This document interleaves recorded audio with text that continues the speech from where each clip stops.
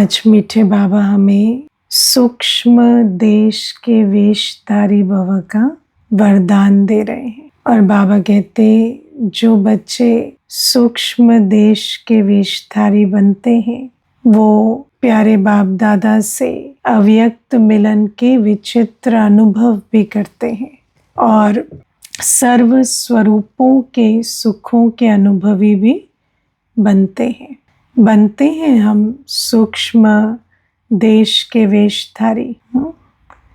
बाबा आज कहते हैं कि दुनिया में भी जैसा कार्य वैसा वेश धारण करते हैं, जैसा कर्तव्य वैसा वेश धारण करते हैं ऐसा। जब क्लास में बैठते हैं तो सफ़ेद वस्त्रधारी होकर बैठते हैं। देखो जैसा कर्तव्य वैसा वेश धारण करना होता है। बाबा कहते जब बाबा की याद में बैठते हैं, क्लास में बैठते हैं और ब्राह्मण जीवन में चलते हैं, क्योंकि हम कोई 2-4 घंटे के ब्राह्मण तो नहीं है ना, हम तो सारे दिन विश्व सेवाधारी है, ब्राह्मण है। तो हमें जैसा कर्तव्य वैसा वेशधारी होना चाहिए। ड्रेस का बहुत प्रभाव होता है ना। आप देखो जैसे ही कहीं जाना होता है तो तैयार होते हैं तो बुद्धि उस तरफ चली जाती है ना, है ना। मानो किसी के यहाँ जा रहे हैं, कोई फंक्शन है, तो जैसे जैसे तैयार होंगे तो बुद्धि यहाँ से निकल उस तरफ लग जाएगी। दुनिया में भी कोई यूनिफॉर्म पहनते हैं तो उस यूनिफॉर्म का उनको कितना नशा चढ़ जाता है। जैसे ही यूनिफॉर्म पहनेंगे तो फिर उस स्वमान में आ जाते हैं। तो यूनिफॉर्म का, बैज का बहुत महत्व है। इसीलिए तो दुनिया में ड्रेस कोड रखा जाता है ना। कई जगहों पर तो ड्रेस कोड को ना पालन करो तो एंट्री भी नहीं होती है ना। ड्रेस कोड अगर ठीक ना हो तो वहाँ एंट्री भी नहीं देते। क्यों नहीं देते? क्योंकि वायुमंडल बिगड़ता है, वहाँ के जो वायुमंडल की मर्यादा है वो खंडित होती है। तो बाबा भी हमें कहते हैं जैसा कार्य वैसा वेश, ये तो दुनिया में भी करते हैं। तो क्या हम भी सफ़ेद वस्त्रधारी बने हैं? सफ़ेद वस्त्रधारी बनेंगे तो फिर सारे समय अपने कर्तव्य पर भी अटेंशन रहेगा। सफ़ेद वस्त्र बाबा ने हमें क्यों दिए?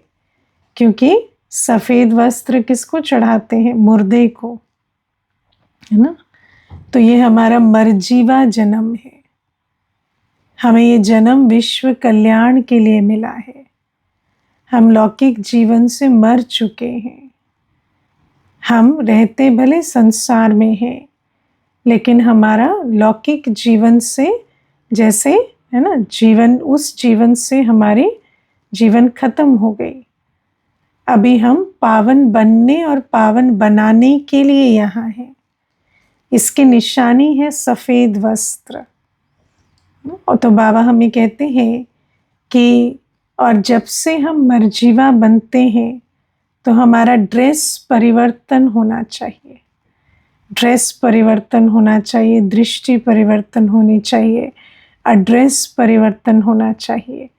सबके अंदर जब ये परिवर्तन आता है तो फिर क्या होता? कर्तव्य में भी परिवर्तन आता है।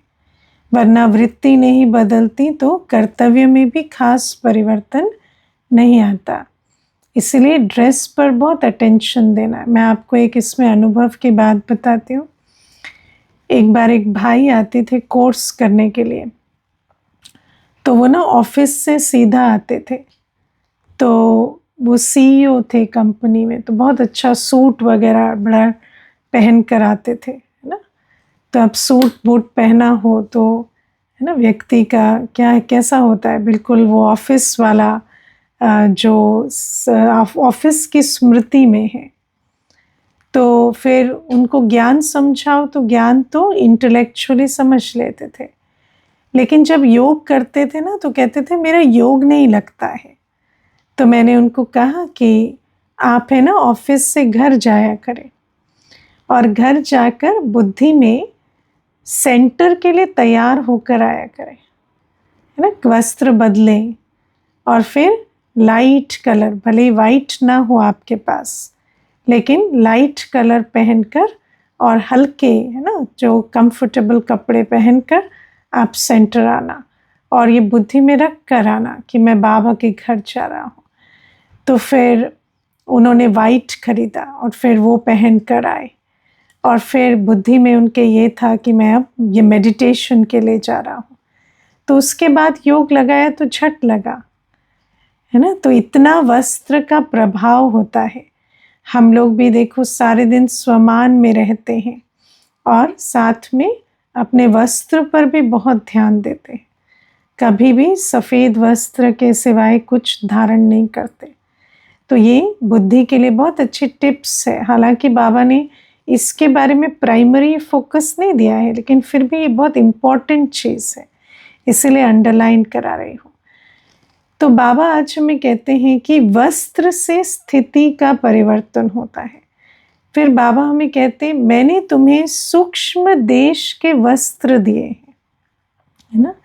आप देखो बाबा ने हमें 3 लोकों का ज्ञान दिया, स्थूल वतन, सूक्ष्म वतन और मूल वतन। अब 3 देश है, आत्मा का देश, फरिश्तों का देश और यहाँ साकारी देहधारियों का देश। अब देहधारियों के देश में तो हमें ड्रेस मिली हुई है। कौन सी ड्रेस है? ये जो साकारी शरीर, हड्डी मांस का शरीर। निराकारी दुनिया में तो हम नंगे हैं, वहाँ कोई ड्रेस नहीं है, वहाँ तो आत्मा बिंदु रूप में है। और बाबा ने हमें सूक्ष्म वतन जाने के लिए ड्रेस दी है। सूक्ष्म वतन की ड्रेस कौन सी है? फरिश्ता ड्रेस, चमकीली सफ़ेद प्रकाश की ड्रेस, लाइट की ड्रेस, लाइट का शरीर। सबको मिला है ये लाइट का शरीर। कब दिया बाबा ने ये गिफ्ट, है ना, ये लाइट का ड्रेस। आज बाबा कहते हैं ना ये तुम्हारी अपनी ड्रेस है, दूसरे की ड्रेस नहीं है। दूसरे की ड्रेस में फिट होना मुश्किल होता है, लेकिन अपनी ड्रेस में फिट होना बहुत ईजी होता है। तो हर एक ब्राह्मण को इंडिविजुअल फरिश्ता ड्रेस की गिफ्ट मिली है। कब मिली? जब बाबा अव्यक्त हुए, है ना। जब बाबा अव्यक्त हुए तो देखो, जब पहले साकार में बाबा थे तो साकार में बाबा से मिलन बनाते थे, तब अव्यक्त मिलन नहीं था, तब कोई सूक्ष्म वतन में नहीं जाते थे। सिर्फ कौन सूक्ष्म वतन में जाते थे? संदेशियां, है ना। जब भोग आदि सब सूक्ष्म वतन में चलता था, संदेशियों का पाठ सूक्ष्म वतन में चलता था। भोग कहाँ लगता है? सूक्ष्म वतन में। खेलपाल कहाँ होते? रास कहाँ होते? या जो भी अव्यक्त अनुभव होते, बाबा संदेश देते, वो सारा पाठ कहाँ चलता? सूक्ष्म वतन में।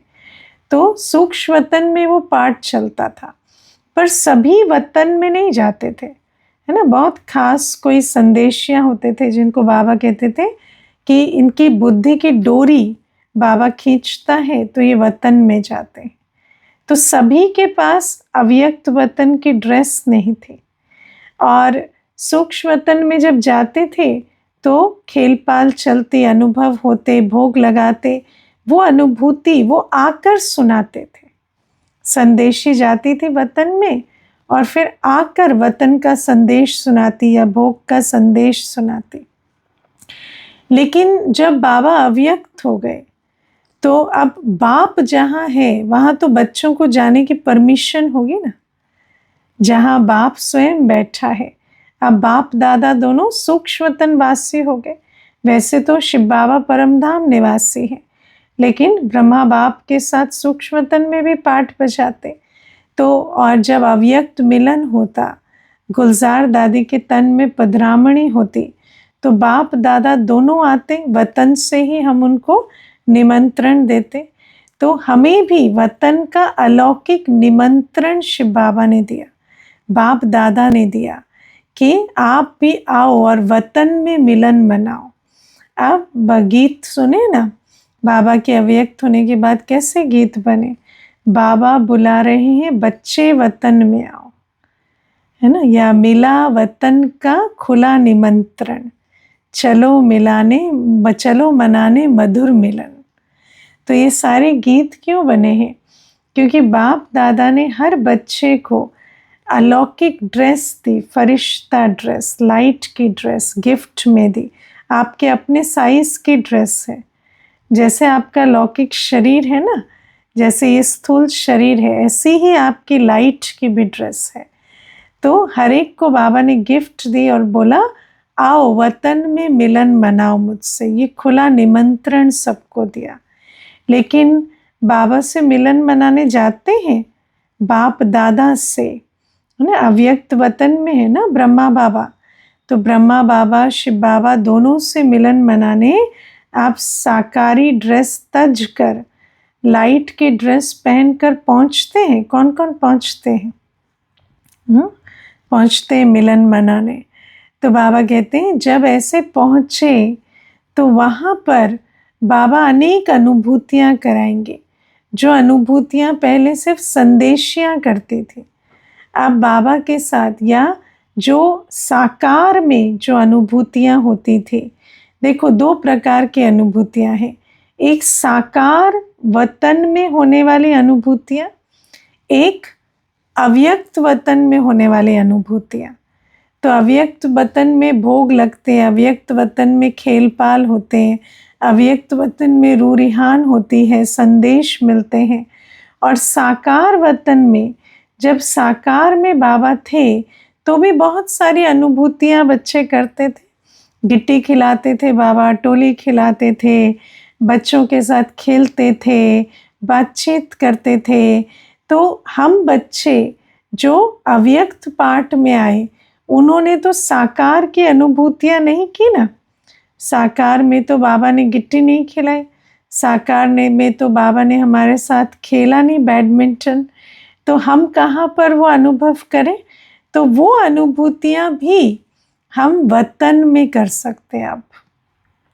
और साथ में जो अव्यक्त वतन की अनुभूतियाँ हैं, जहाँ बाबा सैर पर लेकर जाते हैं वतन में, सतयुग के नज़ारे दिखाते हैं, सृष्टि के राज समझाते हैं, रूरिहान करते हैं, दृष्टि देते हैं, भोग स्वीकार कराते हैं, वो सारे अनुभव भी हम बच्चे अव्यक्त वतन के विचित्र अनुभवों की भी अनुभूति कर सकते हैं। तो जब हम जाते हैं वतन में फरिश्ता ड्रेस पहनकर, तो कितना समय रह सकते हैं ना। बहुत सारा कुछ अव्यक्त वतन में अनुभव करने के लिए है। मैं आपको अपनी प्रैक्टिकल अनुभूतियाँ सुना देती हूँ, तो उस आधार से जो भी आपको है ना समझ आएगा वो आप धारण कर सकते हैं। तो जैसे हम जाते हैं अव्यक्त वतन में और फरिश्ता ड्रेस पहनकर, तो क्या क्या करते हैं? तो सबसे पहले तो मैं आपको बताऊं, मुझे ना बहुत ऐसे आता था कि बाप दादा ने सबके नाम रखे, है ना, सारी पहले दादियों के नाम रखे, सबके नाम रखे। मेरे तो कभी नाम नहीं रखा, है ना। तो ऐसे आता था कि बाप दादा ने मेरा नाम नहीं रखा। तो मैं जब वतन में पहले जाती थी तो मैं चुपचाप बैठ जाती थी और मैं सोचती थी कि बाबा मुझे किस नाम से पुकारेंगे। और जब बाबा ने, है ना, अभी मैं नाम नहीं बताऊंगी, लेकिन बाबा ने जो नाम से पुकारा, तो फिर वो नाम जो है मैंने उसको स्वीकार किया कि ये मेरा नाम है, ये बाबा ने मुझे नाम दिया। तो आप भी, है ना, अपना नाम ले सकते हैं वतन में, क्योंकि बाबा तो सबको सब कुछ देते हैं। फिर बाबा से दृष्टि, है ना, बाबा की दृष्टि, बाप दादा की शक्तिशाली दृष्टि, रूहानी नैनों का मिलन जिसमें शांति, स्नेह, शक्ति सब समाई हुई है। अब हम तो साकार में, ठीक है, अभी सेंटर्स पर भी जाते हैं, तो जो बहनें बाबा की याद में बैठती हैं उनकी दृष्टि लेते हैं। लेकिन अगर हमें बाप दादा की दृष्टि डायरेक्ट लेनी है तो कहाँ लें? अभी साकार में तो बाबा का पाठ नहीं चल रहा, तो फिर वतन में जाते हैं तो बाप दादा की पावरफुल दृष्टि। मुझे याद है मैंने मधुबन में एक चित्र देखा था जिसमें प्रकाश मणि दादी जी है ना बैठे हैं नीचे और मम्मा खटिया पर बैठे हैं और मम्मा जो है वो दादी को दृष्टि दे रहे हैं और मम्मा के द्वारा दादी की मम्मा के द्वारा बाबा की बहुत पावरफुल दृष्टि प्रकाश मणि दादी जी ले रहे हैं। तो मुझे ऐसे आता था कि ऐसी दृष्टि कहाँ मिलेगी, है ना। तो फिर ऑफ कोर्स है ना बड़ों से मिली, जो हमारे निमित्त बने उनसे हमें दृष्टि मिली, लेकिन साथ में जब वतन में जाते हैं तो वतन में जब बाबा के नैनों को देखते हैं तो बाप दादा के नैन कैसे, बिल्कुल रूहानी नैन, पवित्र प्रेम से भरपूर नैन। तो ऐसे नैनों से आप घंटों दृष्टि ले सकते हैं, है ना। आप सकाश ले सकते हैं। आपको पता है साकार में बाप दादा साकाश देते थे। जो बच्चे सर्विसेबल होते थे, जो बच्चे बाबा के राइट हैंड होते थे, उनको कोई भी विघ्न पड़ता था, कोई बात होती थी तो घंटों घंटों रात रात बैठकर बाबा साकाश देते थे, ब्रह्मा बाबा। तो हम भी वतन में बाबा की वो साकाश ले सकते हैं, कोई भी ऐसी साकाश जिससे विघ्न कट जाते हैं, सारी बातें टल जाती हैं। लेकिन ये साकाश कब मिलेगी, जब जैसे बाबा सेवाधारी राइट हैंड बच्चों को साकाश देते थे, ऐसे राइट हैंड सेवाधारी बनेंगे ना तो अव्यक्त वतन में भी बाप दादा साकाश देंगे।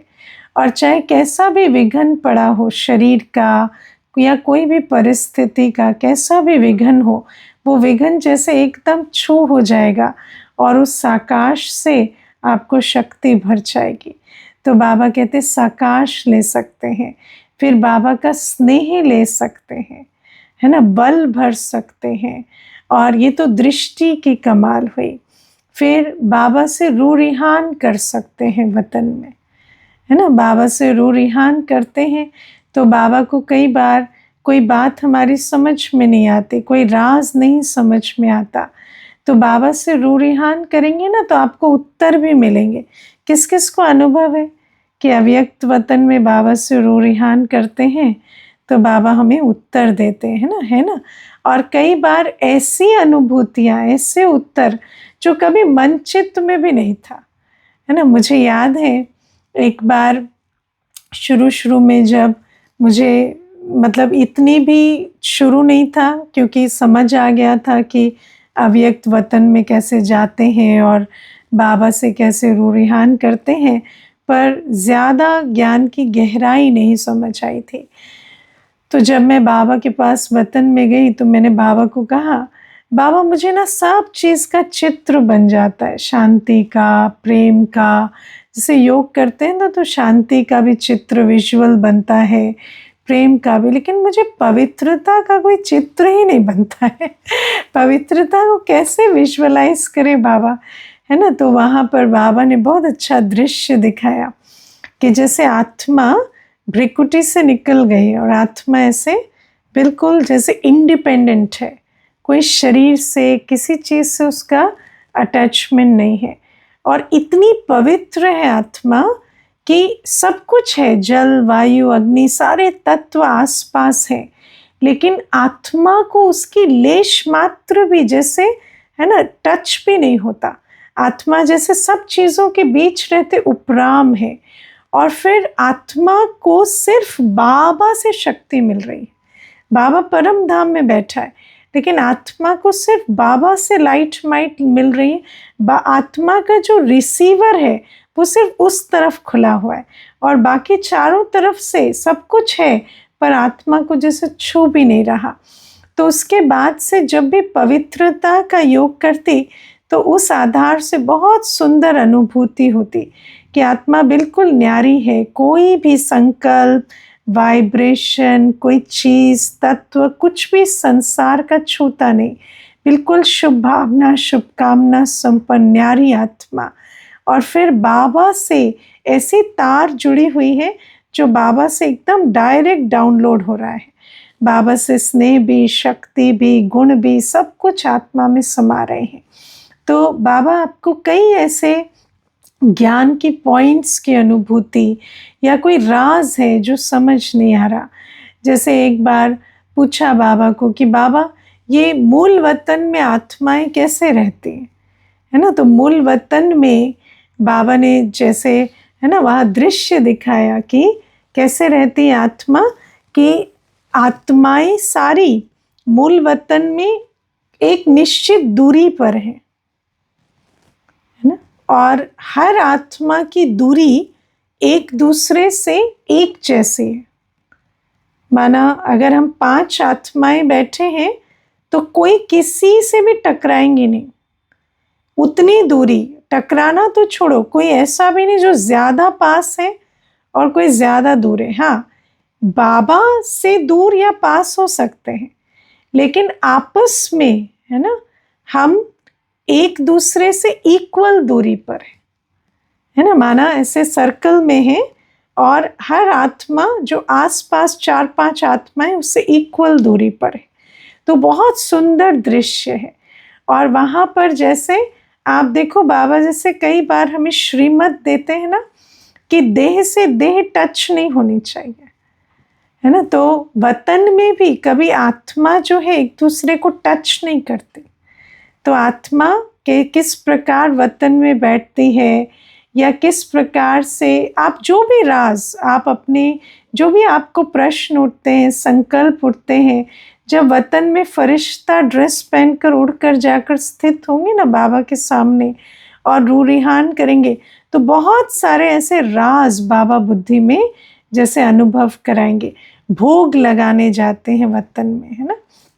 तो जब भोग लगाते हैं तो बहुत सुंदर बाबा जिनके प्रति भोग लगा, जैसे सेंटर पर भोग लगता है, तो अब हम वतन में जाते हैं तो जिनके प्रति भी भोग लगता है, जिन आत्माओं ने सेवा अर्थ भोग के प्रति, है ना, जो भी अपनी भावना भेजी होती है, तो उनको बाबा इमर्ज करते हैं। बहुत प्यार से बाबा उनको भोग खिलाते हैं और फिर सारे देव आत्माएं भी वहाँ इमर्ज होती हैं और भोग स्वीकार करती हैं। तो बाबा कहते हैं बहुत सुंदर अनुभूतियाँ हैं। फिर साकार में जिन बातों को आप मिस करते हैं, है ना, कि मेरा साकार का पाठ होता तो मैं भी अनुभूतियाँ करते। बाबा से गिट्टी खाना, हाँ बाबा हाथों से गिट्टी खिलाते थे ना सबको, तो बाबा हाथों से गिट्टी खिला रहे, ये अनुभव करें वतन में। जब भोग स्वीकार कराते हैं उसके बाद बाबा अपने हाथों से बड़े प्यार से गिट्टी खिलाते, वो अनुभूति वतन में ही होती है। या बाबा सैर कराते, है ना। कभी बाबा रूरिहान में कैसे पता चले कि ये बाबा का उत्तर है या मेरा। जो बात आप पहले से जानते थे वो आपका है, जो पहले से नहीं जानते थे वो बाबा का है है ना। तो कई बार ऐसी नई चीज़ टचिंग होती है जो कभी, और जब आपको एक बार प्रूफ मिल गया कि कोई नई चीज़ जो आपके मन चित्त में भी नहीं थी, वो राज बाबा ने बताया, तो फिर वो वेरीफाई भी कराना होता है। मुरलियों से भी वेरीफाई कर सकते हैं। जैसे कोई नई बात पता चली तो मुरलियों में जो बता रहे बाबा और वहाँ जो कर रहे, या निमित्त से पूछेंगे तो वो आपको बता देंगे हाँ ये बात मुरली में भी बाबा ने कही है। और फिर एक बार अगर आपको समझ आ गया तो फिर जब आप पवित्र अवस्था में हैं और सच में वतन जा रहे हैं तो ज़रूर वो अनुभूति जो है वो बाबा करा रहे हैं, है ना। लेकिन इसमें बहुत सावधान रहना पड़ता है क्योंकि माया भी बहुत इंटरफेयर करती है। वो बात हम बाद में करेंगे कि माया से कैसे सावधान रहें। अब दूसरी बात बाबा कहते हैं सैर, है ना, सैर भी हम बाबा के साथ करें। विचित्र अनुभूतियाँ, कभी बाबा हमें ले जाएंगे सत्युग की सैर पर, है ना। कभी भक्तों को बाबा सकाश देने जाएंगे या भावना पूरी करने जाएंगे तो हमें सैर पर ले जाएंगे। तो इस प्रकार से कई प्रकार की सैर भी आप बाबा के साथ कर सकते हैं। तो ये हुई अनुभूतियों की बात। अब ये सुनने में तो बहुत अच्छा लगता है, पर अव्यक्त वतन में फरिश्ता ड्रेस में स्थित होने के लिए क्या तैयारी चाहिए? क्या हर बच्चा अव्यक्त वतन का निमंत्रण तो मिला, लेकिन क्या अव्यक्त वतन वासी हर बच्चा बन जाता है ना? अव्यक्त वतन में मिलन मनाने के लिए अव्यक्त स्थिति चाहिए, है ना? मैं आपको बहुत सरल समझने की बात है। अभी बाप दादा अव्यक्त हो गए, है ना? अभी अव्यक्त मिलन भी नहीं होता। अभी ऐसा भी नहीं कि गुलजार दादी के तन में शिव बाबा ब्रह्मा बाबा पधरामणी करते हैं, लेकिन बाबा से मिलन तो होता है ना। बाबा कहते हैं मुरली चलती है, रिकॉर्डेड मुरली चलती है, लेकिन हम वतन में जाकर उस मुरली को उस रस के साथ अनुभव कर सकते हैं, है ना? तो जब बाबा अव्यक्त हुए तो भी बाबा साकार में आकर बाप दादा मुरली सुनाते थे।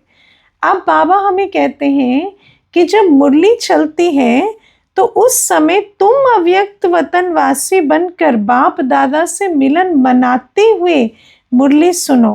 पर क्या हर बच्चा उस स्नेह से, उस रिगार्ड से, है ना, उस अनुभूति से अव्यक्त मिलन मनाता है? हर बच्चा नहीं मनाता, है ना। इतना अव्यक्त वतनवासी होकर नहीं मनाते, क्योंकि अव्यक्त वतनवासी बनने के लिए क्या चाहिए? अव्यक्त स्थिति चाहिए। और अव्यक्त स्थिति कब बनेगी? जब हम सारे दिन अंतर्मुखी होकर कामकाज कारोबार में आए।